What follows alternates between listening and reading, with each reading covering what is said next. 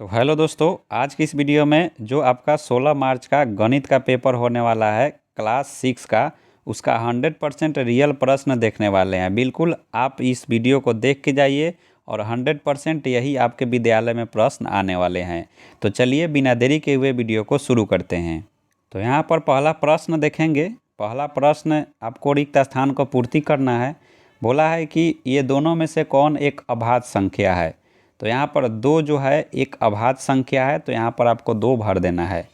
उसके बाद पूछा है कि 20 और 28 का उभयनिष्ठ गुणनखंड क्या है। तो 20 और 28 का उभयनिष्ठ गुणनखंड यहाँ 4 हो जाएगा, तो आपको 4 फिल कर देना है। उसके बाद है आयत का क्षेत्रफल क्या होता है। तो ये होता है लंबाई गुना चौड़ाई। तो यहाँ पर लंबाई और गुना चौड़ाई आपको फिल कर देना है। वर्ग का भुजा 20 सेंटीमीटर है, तो परिमाप बताइए। तो वर्ग का परिमाप 4 गुने भुजा होता है, तो 4 में 20 से गुना करेंगे तो 80 आएगा। आपको 80 फिल कर देना है। यहाँ पर पूछा है 5 नंबर की 1/8 और गुना में 2। तो इसे काटेंगे तो 1/4 हो जाएगा इसका आंसर। 1/4 यहाँ पर फिल कर देना है।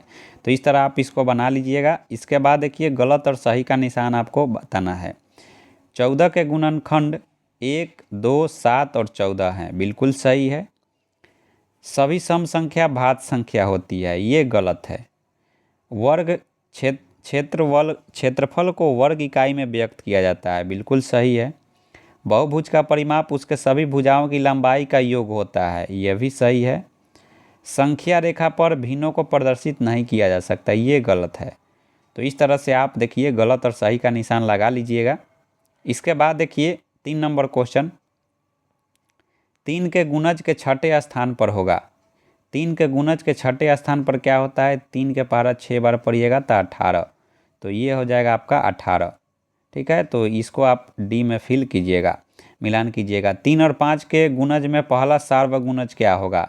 तो 3 और 5 के गुणज में पहला सार्वगुणज 15 होगा, तो यहाँ पर आप 15 फिल कीजिएगा। 4 सेंटीमीटर भुजा वाले समबाहु त्रिभुज का परिमाप क्या होगा। तो इसका परिमाप होता है 12। तो ये आप यहाँ पर 12 में फिल कीजिएगा। इसके बाद है कि आपके पाठ्य पुस्तक के अंत में दिए गए 10 ग्राम में टुकड़ों की संख्या कितनी है। तो ये है 7, तो आप 7 में फिल कीजिएगा। भिन्न 5/6 में अंश है, तो 5/6 में अंश कौन है, तो ये 5 है, तो आप इसको 5 वाले में मिलान कीजिएगा। तो ये हो गया यहाँ पर। अब है कि 4 नंबर का क्वेश्चन, 6 के सभी गुणनखंड को जोड़िए। तो 6 का सभी गुणनखंड को जोड़ना है, तो कौन कौन होगा। तो सबको जोड़िएगा, आपको 1 हो जाएगा, 1 2 हो जाएगा, फिर 3 हो जाएगा, उसके बाद यहाँ पर 6 हो जाएगा। तो ये सभी को जोड़िएगा जब आप, तो इस सब का आएगा आंसर आपका 12। तो आपको 12 लिख देना है।